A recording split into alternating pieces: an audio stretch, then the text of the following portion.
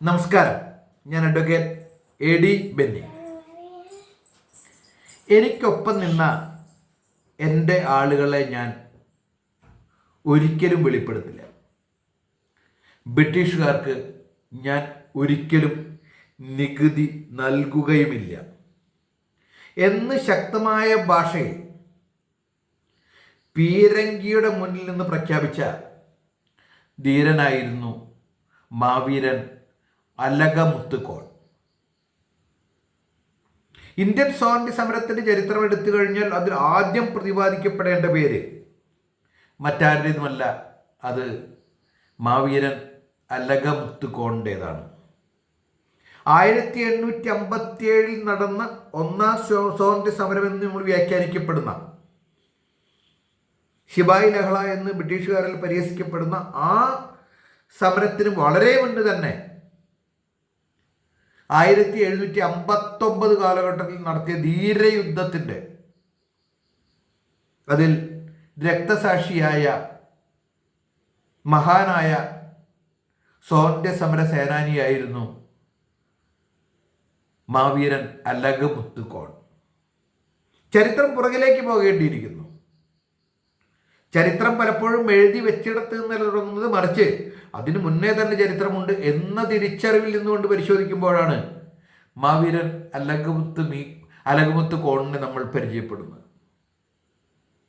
ഒരുപക്ഷെ ഇന്ത്യ കണ്ട ഇന്ത്യ കണ്ട ആദ്യത്തെ സ്വാതന്ത്ര്യ സമര സേനാനി. തമിഴ്നാട് തൂത്തുക്കുടി ജില്ലയിലെ കട്ടളംകുളം ഗ്രാമത്തിലാണ് അദ്ദേഹത്തിൻ്റെ ജനനം.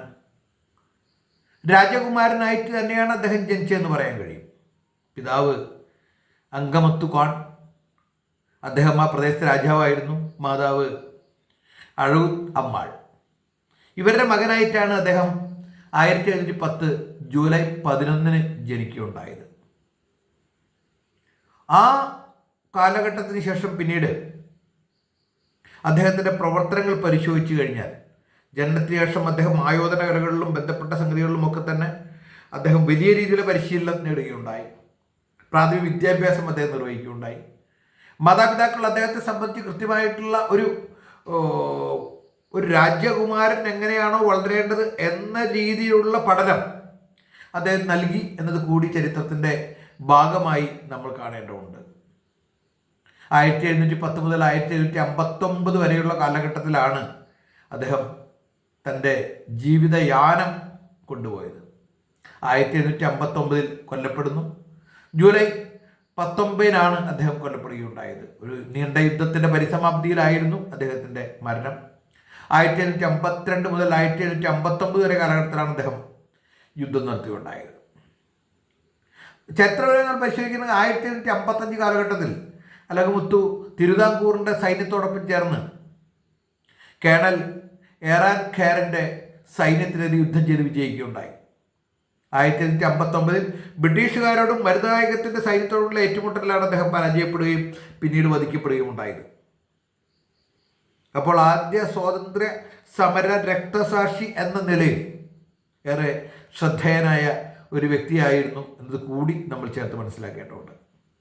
1755 അളകമുത്തുവിൻ്റെ പിതാവ് അങ്കമുത്തുകോണിന് മധുരയിലെ രാജാവായ കൃഷ്ണനായകർ ഒന്നിൽ നിന്ന് ഒരു ചെമ്പ് ലിഖിതം ലഭിക്കുകയും കട്ടളംകുളത്തെ അനിഷേധ്യ രാജാവായി കിരീടധാരണം ചെയ്യുകയും ചെയ്തു. അതിനു മുന്നേ തന്നെ ആ പ്രദേശത്തെ രാജാവായിരുന്നു അദ്ദേഹം. പക്ഷേ അത് ആധികാരികമായ രീതിയിൽ അപ്രകാരം ഒരു ലിഖിതം, അദ്ദേഹം ചെമ്പ് ലിഖിതം, അന്ന് അവിടെയൊക്കെ സ്വാധീനമുള്ള, ആ മേഖലയിലൊക്കെ സ്വാധീനമുള്ള, അവിടെ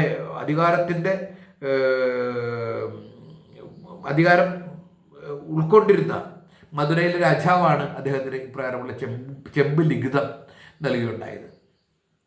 1729 അദ്ദേഹത്തിനൊരു സഹോദരൻ ജനിക്കുന്നുണ്ട്. ചിന്ന അളകമുത്തുകോണാണ് എന്നാണ് അദ്ദേഹത്തിൻ്റെ പേര്. അദ്ദേഹവും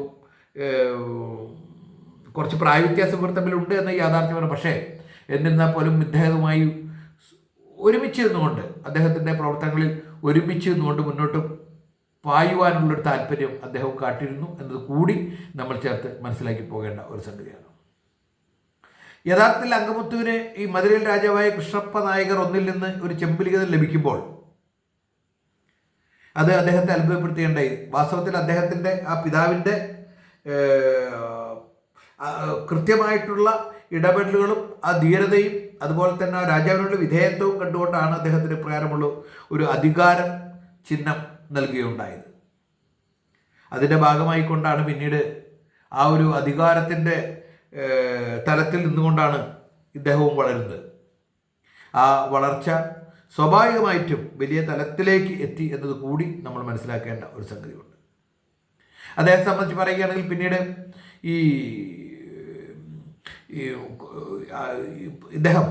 ഇദ്ദേഹത്തിൻ്റെ പിതാവ് ഹനുമന്തക്കുടി യുദ്ധത്തിൽ മരണപ്പെടുന്നു 22-ാം വയസ്സിൽ. അതുകൊണ്ട് തന്നെ മാവീരൻ അളകമുത്ത് കോണിന് കിരീടം ധരിക്കേണ്ടി വരുന്നു, രാജാവായി മാറേണ്ടി വരുന്നു. ഈ രാജാവായി മാറുന്ന കാലഘട്ടത്തിൽ ഒരുപാട് പ്രതിസന്ധികൾ അദ്ദേഹത്തിന് തരണം ചെയ്യേണ്ടതുണ്ടായി. സ്വാഭാവികമായും ഒരു പുതിയ രാജാവ് 22 വയസ്സിൽ രാജാവായി വാഴുന്നു. ആ സമയത്ത് പിതാവ് ഒരു യുദ്ധത്തിലാണ് കൊല്ലപ്പെടുകയുണ്ടായത്. ഭരണം നിലനിർത്തണം, ഒരുപാട് വിഷയങ്ങൾ പ്രാദേശികമായിട്ടുണ്ട്, ഇതിനെയൊക്കെ തരണം ചെയ്യേണ്ടതുണ്ട്. അപ്പുറത്തും ഇപ്പുറത്തും ശത്രുക്കളുണ്ട്. ഇവയൊക്കെ ഉൾക്കൊണ്ടുകൊണ്ട് വേണം അദ്ദേഹത്തിന് മുന്നോട്ട് പോകുവാൻ. ആ സമയത്ത് അദ്ദേഹത്തെ സഹായിക്കുകയുണ്ടായ ആ സുഹൃത്തിൻ്റെ സഹായത്താലാണ് പിന്നീട് അദ്ദേഹത്തിന് മുന്നോട്ട് പോകാൻ കഴിഞ്ഞത് എന്നത് കൂടി ചരിത്രം പറഞ്ഞു വയ്ക്കുന്നുണ്ട്. അത് അദ്ദേഹത്തെ സംബന്ധിച്ച് ഉറ്റ ചങ്ങാതിയായിരുന്നു. അത് ഏട്ടായിപ്പുറം രാജാവായ ജഗവീര രാമപാണ്ഡ്യ ഏട്ടപ്പൻ ആയിരുന്നു. ഈ പറയുന്ന രാജാവ്, ഏട്ടായിപ്പുറം രാജാവ് എന്ന് പറയുന്ന രാജാവ് ഒരു സഹോദരനെ പോലെയാണ് ഈ സുഹൃത്തിനെ കാണുകയുണ്ടായത്. പ്രത്യേകിച്ചും വലിയ പരിചയസമ്പന്നനല്ലാത്ത, ആ കാലഘട്ടത്തിൽ വലിയ പരിചയസമ്പന്നനല്ലാത്ത മാവീരൻ അലകമുത്ത് കോണിനെ സഹായിക്കുകയും എങ്ങനെ പ്രതിസന്ധികൾ തരണം ചെയ്യണമെന്ന് പഠിപ്പിക്കുകയും ചുറ്റിലുമുള്ള ശത്രുക്കളെ എങ്ങനെ നിഗ്രഹിക്കാമെന്ന് പറഞ്ഞു കൊടുക്കുകയും അതിനു വേണ്ടിയുള്ള കരുനീക്കം നടത്തുകയും ചെയ്യുകയും ആവശ്യത്തിന് സഹായം എത്തിച്ചേരുകയും ചെയ്തുകൊണ്ട് വലിയ രീതിയിലുള്ള സഹായമാണ് ഏട്ടപ്പൻ ചെയ്യുകയുണ്ടായത്. പിന്നീട് ഏട്ടായിപ്പുരം രാജാവിൻ്റെ സേനാവിഭാഗത്തിലെ പാരമ്പര്യവും ആചാരവും അനുസരിച്ച് അവരുടെ കമാൻഡർ ഇൻ ചീഫ് ആയി മാറുകയുണ്ടായി. സർവേക്കാരൻ എന്നാണ് അത് അറിയപ്പെട്ടിരുന്നത്. ഈ സർവേക്കാരൻ എന്ന് പറയുന്ന പദം അതിന് കമാൻഡർ ഇൻ ചീഫ് എന്നതിന് തത്തുല്യമായി ഉപയോഗിക്കപ്പെടുന്നതാണ്. ഈ സർവേക്കാരൻ, അത് പല സർവേക്കാരന്മാർ അദ്ദേഹത്തിനുണ്ടായിരുന്നു. ആ സർവേക്കാരന്മാരിൽ ഏറ്റവും രാജാവിനോട് കൂറും വിശ്വസ്തയും പുലർത്തുവാൻ കഴിഞ്ഞത്, ഏട്ടപ്പനോട് ഏറ്റവും കൂടുതൽ വിശ്വസ്തയും പുലർത്താൻ കഴിഞ്ഞത് മറ്റാർക്കും ആയിരുന്നില്ല. അത് മാവീരൻ അലകമുത്ത് കോണായിരുന്നു എന്നൊക്കെ സംശയം. തന്നെ ആപ്പിൾക്കട്ടലിൽ സഹായിച്ച അദ്ദേഹത്തെ ഏതു നിലയ്ക്കും സഹായിക്കുക എന്ന ലക്ഷ്യത്തോടു കൂടിയാണ് അദ്ദേഹം പൊരുതുകയുണ്ടായത്. സ്വാഭാവികമായിട്ടും അദ്ദേഹം ഒരു രാഷ്ട്രത്തിലെ രാജാവായിരുന്നു. രാജ്യമെന്ന് പറയുമ്പോൾ ഒരു ഗ്രാമത്തിൻ്റെ വിസ്തീർണമുള്ളൊരു സ്ഥലത്തെ രാജാവായിരുന്നു. പക്ഷേ മറ്റൊരു രാജാവിൻ്റെ കീഴിൽ കമാൻഡർ ഇൻ ചീഫായിട്ട് വർത്തിക്കുവാനൊന്നും അദ്ദേഹത്തിൻ്റെ ഇപ്രകാരമുള്ള രാജ്യ പദവി അദ്ദേഹത്തിന് വിഷമമുണ്ടാക്കിയില്ല. അദ്ദേഹം ഒരു കമാൻഡർ ചീഫ് എന്ന രീതിയിൽ അദ്ദേഹം വേണ്ടത്ര സഹായം ചെയ്ത് അദ്ദേഹം തനിക്ക് നൽകിയ കാര്യങ്ങൾക്ക്, അല്ലെങ്കിൽ തനിക്ക് നൽകിയിട്ടുള്ള പ്രതിസന്ധി ഘട്ടങ്ങളിൽ സഹായിച്ചതിന് പ്രതിഫലം എന്നോണം അദ്ദേഹത്തിന് ഒപ്പം നിന്ന് പൊരുതുവാനുള്ള താല്പര്യം അദ്ദേഹം കാട്ടി എന്നത് വളരെ ശ്രദ്ധേയമായ ഒരു സംഗതിയാണ്. അപ്പോൾ ഏട്ടയപുരം രാജാവിൻ്റെ സേനാവിഭാഗത്തിൽ ഏറ്റവും മികച്ച യോദ്ധാവും ഏറ്റവും മികച്ച സൈന്യാധിപനും ഏറ്റവും മികച്ച സുഹൃത്തും ഏറ്റവും മികച്ച സഹകാരിയുമൊക്കെയായി പ്രവർത്തിക്കുവാനാണ് അദ്ദേഹം തയ്യാറാകുകയുണ്ടായത്. ഏട്ടപ്പനെ സംബന്ധിച്ച് വലിയ രീതിയിലുള്ള വിശ്വാസമായിരുന്നു അദ്ദേഹത്തിന് അർപ്പിക്കുകയുണ്ടായത്. യഥാർത്ഥത്തിൽ ഏട്ടപ്പൻ രാജാവിനെ സംബന്ധിച്ച് ഒരു വലങ്കൈ എന്ന് പറയാവുന്ന രീതിയിലുള്ള പ്രവർത്തനമായിരുന്നു അദ്ദേഹം കാഴ്ചവെക്കുകയുണ്ടായത്. ഒരു യുദ്ധം നടക്കുകയാണെങ്കിൽ പോലും ആ യുദ്ധത്തിൽ ഏറ്റവും സജീവമായിട്ട് ഇടപെടുകയും അതിൻ്റെ ഓരോ ഘട്ടങ്ങളിലും കൃത്യമായ രീതിയിൽ ഇടപെടലുകൾ നടത്തുകയും ചെയ്തുകൊണ്ട് ആ ഒരു സൈന്യാധിപൻ എന്ന രീതിയിൽ അതിശക്തമായിട്ടുള്ള മുന്നേറ്റം നടത്തുവാൻ മാവീരന് കഴിഞ്ഞിരുന്നു എന്നത് കൂടി നമ്മൾ ഇതിനോടൊപ്പം ചേർത്ത് മനസ്സിലാക്കി പോകേണ്ട ഒരു സംഗതിയാണ്. ഏറ്റവും സ്നേഹിതൻ, നേരത്തെ നമ്മൾ സൂചിപ്പിച്ച പോലെ തന്നെ ഏറ്റവും സത്യാന്തമായ രീതിയിൽ സേവനം ചെയ്ത ഒരു സ്നേഹിതൻ എന്ന രീതിയിൽ മുൻകൂട്ടി നിന്നുകൊണ്ട് കാര്യങ്ങൾ ചെയ്തൊരു പ്രവൃത്തിയായിരുന്നു അദ്ദേഹം എന്ന കാര്യം സംശയമില്ല. അവിടെയാണ് നമ്മൾ പ്രസക്തമായൊരു സംഗതി ഉള്ളത്. ഈ പ്രകാരമുള്ള ഒരു യുദ്ധം നടത്തുവാൻ തന്നെ പ്രാപ്തരാക്കിയത് പ്രത്യേകിച്ചും ബ്രിട്ടീഷുകാർക്കൊരു യുദ്ധം. ആ യുദ്ധത്തിൽ അവസാനം ഏട്ടപ്പൻ്റെ സൈന്യം പരാജയപ്പെടുകയുണ്ടായി. പക്ഷേ ആ ഒരു യുദ്ധത്തിന് ധൈര്യം നൽകുവാനും പ്രേരിപ്പിക്കുവാനും ഒപ്പം നിൽക്കുവാനും ഒക്കെയുള്ള ഒരു ശക്തി പകർന്നു നൽകിയത് ഏട്ടപ്പൻ രാജാവിന് മാവീരനായിരുന്നു എന്ന കാര്യത്തിൽ യാതൊരു തർക്കവുമില്ല എന്നത് കൂടി നമ്മൾ ചേർത്ത് മനസ്സിലാക്കേണ്ട ഒരു സംഗതിയാണ്. ആ കാലഘട്ടത്തിൽ ഈ ഏട്ടയപുരം പ്രദേശത്തൊക്കെ തന്നെ ബ്രിട്ടീഷുകാർ വന്ന് നികുതി പിരിച്ചിരുന്നു. അങ്ങനെ നികുതി പിരിക്കുവാൻ വേണ്ടി അദ്ദേഹം മരുതനായകം പിള്ളയുടെയും സഹായം തേടിയിരുന്നു. മരുതനായകം പിള്ളയാണ് പിന്നീട് ഖാൻ സാഹിബായി മാറുകയുണ്ടായത്. അദ്ദേഹം മുസ്ലിം സ്വീകരിച്ച് ഖാൻ സാഹിബായി മാറി.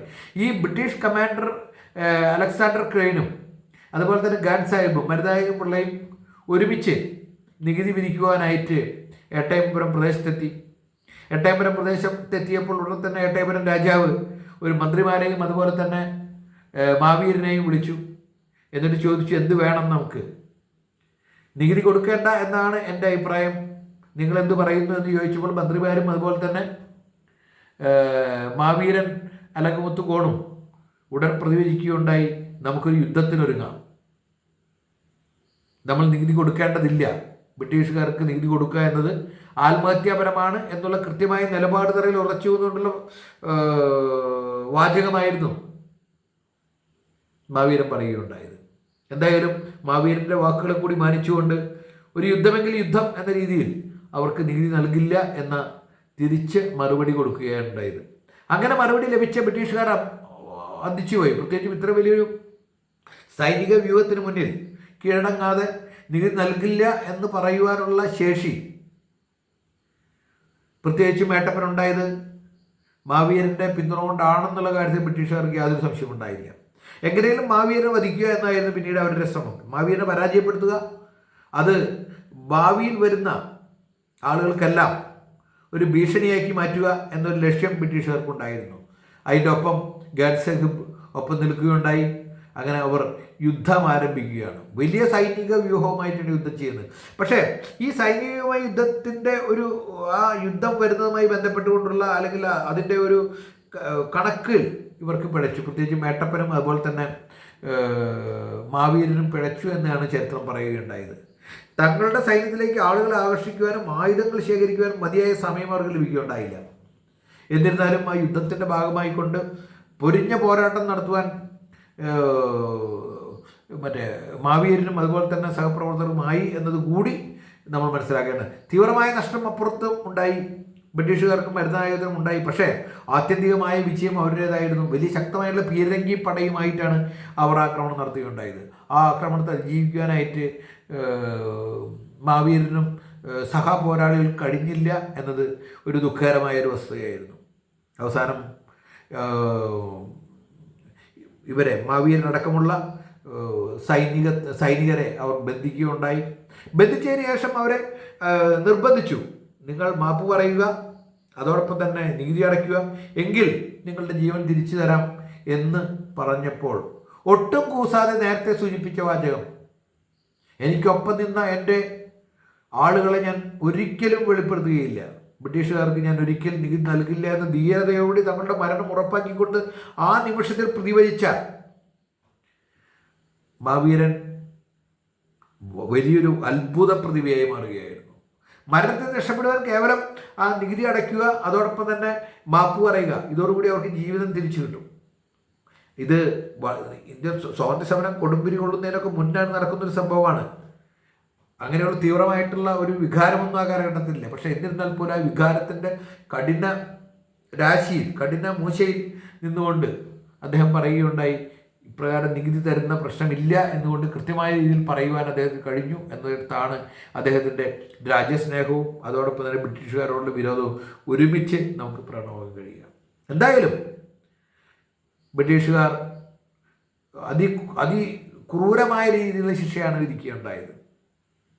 കൂടെ പിടികൂടിയ സൈനികരെയെല്ലാം വധിക്കുകയുണ്ടായി, അതിനീചമായ രീതിയിൽ വധിക്കുകയുണ്ടായി. തന്നെയുമല്ല, മാവീരൻ അലങ്കുമുത്ത് കോണിനെയും സഹ പ്രവർത്തകരായിട്ടുള്ള സഹ പോരാളികളായ 2-3 പേരെയും ഒരുമിച്ച് പീരങ്കിയുടെ മുന്നിൽ നിർത്തിക്കൊണ്ട് പീരങ്കിയാൽ വെടിവെക്കുകയായിരുന്നു. അവരുടെ ശരീരം ഛിന്ന ഭിന്നമായി പോകുന്നൊരവസ്ഥയാണ് ഉണ്ടാവുകയുണ്ടായത്. അത്രയും വലിയ രീതിയിലുള്ള ക്രൂരമായ രീതിയിലുള്ള ഒരു മരണമാണ് ബ്രിട്ടീഷുകാർ ഈ അളകമുത്തുവിനെതിരെ അവർ നിർവഹിക്കുകയുണ്ടായത് എന്നത് കൂടി നമ്മൾ ചേർത്ത് മനസ്സിലാക്കി പോകേണ്ട ഒരു സംഗതിയാണ്. ബ്രിട്ടീഷുകാരുടെ കൊടുക്രൂരത ഏത് കാലഘട്ടത്തിൽ 1757 കാലഘട്ടത്തിൽ 1759 കാലഘട്ടത്തിലാണ് നിർവഹിക്കപ്പെടുകയുണ്ടായത്. അങ്ങനെ 1759 ജൂലൈ 19 അദ്ദേഹം കൊല്ലപ്പെടുകയാണ് എന്നത് കൂടി നമ്മൾ ചേർത്ത് മനസ്സിലാക്കി പോകേണ്ട ഒരു സംഗതി. സ്വന്തം വേണ്ടത്ര ആയുധശേഖരമില്ലാതെയാണ് ആ പോരാട്ടം നടത്തിയത്. ഒരുപക്ഷെ മികച്ച ആയുധശേഖരവുമായിട്ടാണ് യുദ്ധം അവർ നടത്തിയിരുന്നെങ്കിൽ തീർച്ചയായിട്ടും അവിടെ ബ്രിട്ടീഷ് ഭരണാധികാരികളും അതോടൊപ്പം തന്നെ മരുതായകം പിള്ളയും പരാജയപ്പെടുമായിരുന്നു എന്നത് കൂടി ചരിത്രത്തിൻ്റെ ഭാഗമായി പറയപ്പെടുന്നുണ്ട്. എന്തൊക്കെയാണെങ്കിലും അവിടെ അതിനുള്ള സാഹചര്യം ഉണ്ടായില്ല. യുദ്ധം അതിവേഗത്തിലായിരുന്നു. വേണ്ടത്ര ആയുധശേഖരം സൃഷ്ടിക്കാൻ കഴിയുകയുണ്ടായില്ല. എന്നിട്ടും വലിയ രീതിയിൽ യുദ്ധം നടത്തി വലിയ രീതിയിൽ പിടിച്ചു നിന്നു. അവസാനം മരണത്തിൽ അഭയം പ്രാപിച്ചു എന്നത് കൂടി നമ്മൾ ചേർത്ത് മനസ്സിലാക്കി പോകേണ്ട ഒരു സംഗതിയാണ്.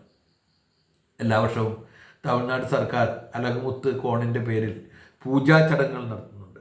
ഒരു ദൈവത്തിൻ്റെ പരിവേഷമാണ് അദ്ദേഹത്തിന് അവിടെ ഉള്ളത്. ഒരു ദേവൻ്റെ പരിവേഷമാണ് അവിടെ ഉള്ളത്. അപ്രകാരം സർക്കാർ തലത്തിൽ തന്നെ പൂജകൾ നടത്തപ്പെടുന്നു. ആ ചടങ്ങുകൾക്ക് ആയിരങ്ങളാണ് സംബന്ധിച്ചുകൊണ്ടിരിക്കുന്നത്. 2010 അളകമുത്ത് കോണിനെ സംബന്ധിച്ചുള്ള ഒരു ഡോക്യുമെൻ്ററി ചിത്രം മുൻ ധനകാര്യമന്ത്രി പി ചിദംബരം പ്രകാശനം ചെയ്യുകയുണ്ടായി. അതോടൊപ്പം തന്നെ കോണിനോടുള്ള ആദരസൂചകമായി ഇന്ത്യ ഭരണകൂടം 2015 ഡിസംബർ 26 അദ്ദേഹത്തെ ചിത്രീകരിച്ച് ഒരു തപാൽ സ്റ്റാമ്പ് പുറത്തിറക്കുകയുണ്ടായി. ആ തലത്തിലൊക്കെ തന്നെ ഈ അദ്ദേഹം ശ്രദ്ധിക്കപ്പെടുകയുണ്ടായി. പക്ഷേ ഇന്ത്യൻ സ്വാതന്ത്ര്യ സമരത്തിലെ ആദ്യത്തെ സ്വാതന്ത്ര്യ സമര സേനാനിയായിരുന്നു, ആദ്യത്തെ പോരാളിയായിരുന്നു എന്ന് ചരിത്രം ഉദ്ഘോഷിക്കുന്നില്ല എന്നത് ഒരു ദുഃഖകരമായ വസ്തുതയാണ് കാണുന്നത്. നമ്മുടെ ചരിത്ര പണ്ഡിതന്മാർ 1857 മുതൽ ചരിത്രമാണ് പറയുന്നത്. പക്ഷേ 1857 ഏകദേശം 100 വർഷം മുന്നുള്ള 1759 അല്ലെങ്കിൽ 1752 മുതൽ 1759 വരെയുള്ള കാലഘട്ടത്തിൽ നിറഞ്ഞാടിയ, ബ്രിട്ടീഷുകാർക്ക് അത് ശക്തമായി പ്രതികരിച്ച, ബ്രിട്ടീഷുകാർക്ക് അത് ശക്തമായി പോരാടിയ മഹാവീരൻ്റെ ചരിത്രം പലപ്പോഴും നമ്മുടെ ചരിത്രഗാഥകളിൽ ഇല്ല എന്നത് ദുഃഖകരമായ സംഗതിയാണ്. തീർച്ചയായിട്ടും മഹാവീരനുള്ള പ്രസക്തിയുള്ള ഒരു സ്വാതന്ത്ര്യ സമര സേനാനി ഉണ്ടായിട്ടില്ല എന്ന് പറയേണ്ടതുണ്ട്. മരണം ഉറപ്പായിട്ട് പോലും അതിശക്തമായുള്ള പോരാട്ടം കാഴ്ചവെക്കുവാനും ആ പോരാട്ടത്തിലൂടെ പിടികൂടപ്പെട്ട് മാപ്പ് പറഞ്ഞാൽ തനിക്ക് രക്ഷപ്പെടാമെന്നുള്ള വാഗ്ദാനം ലഭിച്ചിട്ട് പോലും അതിനെ തൃണവൽ ഗണിച്ചുകൊണ്ട് മരണമാണ് തന്നെ സംബന്ധിച്ച് പുൽകാൻ ഏറ്റവും അർഹമായ സംഗതി എന്ന ധാരണയിൽ കൃത്യമായുള്ള നിലപാടെടുത്തുകൊണ്ട് മുന്നോട്ട് പോയ ഒരു വ്യക്തിത്വമായിരുന്നു അദ്ദേഹം എന്നത് കൂടി നമ്മൾ ഇതിനോടൊപ്പം ചേർത്ത് മനസ്സിലാക്കേണ്ടതുണ്ട്. അപ്പോൾ നമ്മൾ പഠിച്ച ചരിത്രത്തെക്കാളൊക്കെ മികച്ച ചരിത്രങ്ങൾ നമ്മുടെ നാട്ടിൽ ഉണ്ട് എന്നത് കൂടി നമ്മൾ ചേർത്ത് മനസ്സിലാക്കേണ്ടതാണ്. ഒരു കാര്യം കൂടി മനസ്സിലാക്കേണ്ടതുണ്ട്. ഇപ്രകാരമുള്ളൊരു കഥാപാത്രത്തെ ഭാരതീയ രത്നമാത്രം ഉൾക്കൊണ്ടു എന്ന് ചോദിച്ചാൽ അതിൻ്റെ ഉത്തരം വളരെ ദുഃഖകരമായിരിക്കും എന്നത് കൂടി മനസ്സിലാക്കേണ്ടതുണ്ട്. നമ്മുടെ തിരുവിതാംകൂർ രാജ്യവുമായി ഒത്തുചേർന്നുകൊണ്ട് യുദ്ധം നടത്തിയ ഒരു പ്രതിഭയെ നമ്മൾ എത്ര പേര് ഓർക്കുന്നുണ്ട്, അല്ലെങ്കിൽ നമ്മൾ എത്ര പേർ സ്മരിക്കുന്നുണ്ട്, നമുക്ക് എത്ര പേർക്ക് അറിയാം എന്ന ചോദ്യവും നമ്മുടെ മുന്നിലേക്ക് ഒരു കൂരമ്പ് പോലെ പ്രവേശിക്കുകയാണ്. അവിടെ മനസ്സിലാക്കേണ്ട ഒരു സംഗതി, ചരിത്രപരമായി നമ്മൾ പഠിക്കുന്ന പലതും ചരിത്രമായി പഠിക്കേണ്ടതല്ല എന്നും ചരിത്രമായി പഠിക്കാതിരിക്കുന്ന പലതും നമ്മൾ ചരിത്രപരമായി പഠിക്കേണ്ടതായിരുന്നു എന്നുള്ള ചില വസ്തുക്കളാണ് നമ്മുടെ മനസ്സിൽ മുന്നോട്ട് പോകുന്നത്. തൊട്ടടുത്ത സംസ്ഥാനത്തിൽ നടക്കുന്ന ഇപ്രകാരം പ്രത്യേകിച്ച് നമ്മുടെ കേരളം രൂപീകരിക്കുന്നതിനുള്ള ഒരു രാജ്യമായ തിരുവിതാംകൂറുമായി ഒത്തൊരുമിച്ച് യുദ്ധം ചെയ്തൊരു വ്യക്തിയെ നമുക്ക് ഓർക്കാൻ കഴിയുന്നില്ലെങ്കിൽ, നമ്മൾ പഠിക്കപ്പെടുന്നില്ലെങ്കിൽ തീർച്ചയായിട്ടും നമ്മുടെ വിദ്യാഭ്യാസ സമ്പ്രദായത്തിന്, നമ്മുടെ ചരിത്ര വിദ്യാഭ്യാസ സമ്പ്രദായത്തിന് വലിയ രീതിയിലുള്ള പിഴവുണ്ട് എന്നത് കൂടി നമ്മൾ ചേർത്ത് ഉൾക്കൊണ്ടുപോകേണ്ട സമയം. ഇപ്പോഴുള്ള മഹാപ്രതിഭകൾ ധാരാളം ഉണ്ടായിരുന്നു എന്നിടത്താണ് നമ്മൾ ശ്രദ്ധിക്കേണ്ടത്. പഴശ്ശിരാജയെ പോലെ വേണമെങ്കിൽ അതിലും കരുത്തനായ രീതിയിൽ പോരാടിയ ഒരു വ്യക്തിത്വമായിരുന്നു അദ്ദേഹം എന്ന കാര്യത്തിൽ യാതൊരു സംശയവുമില്ല. അദ്ദേഹത്തിൻ്റെ നീക്കങ്ങൾ അത്രയേറെ ഉജ്ജ്വലവും പ്രൗഢവുമായിരുന്നു എന്നത് കൂടി നമ്മൾ ചേർത്ത് മനസ്സിലാക്കി പോകേണ്ട ഒരു സംഗതിയാണ്. എന്തൊക്കെയാണെങ്കിലും ഇത്തരം ചരിത്ര നായകന്മാർ ഇനിയെങ്കിലും നമ്മുടെ പാഠബലിയിൽ ആ ഒരു സ്ഥാനം പിടിക്കട്ടെ. അപ്രകാരം നമ്മളുടെ ദേശബോധം ഉണരട്ടെ, സ്വാതന്ത്ര്യബോധം ഉണരട്ടെ, വിപ്ലവ വീര്യം ഉയരട്ടെ എന്നത് കൂടി നമ്മൾ ഇതിനോടൊപ്പം ഉൾക്കൊണ്ടുപോകേണ്ട സംഗതിയാണ്. ഇപ്രകാരമുള്ള പ്രതിഭയ്ക്ക് മുന്നിൽ നാം പ്രണാമം അർപ്പിക്കാം. അദ്ദേഹത്തിന് പ്രണാമം അർപ്പിക്കുന്നു. ഏവർക്കും ആശംസകൾ നേരുന്നു. നന്ദി, നമസ്കാരം, ജയ് ഹിന്ദ്.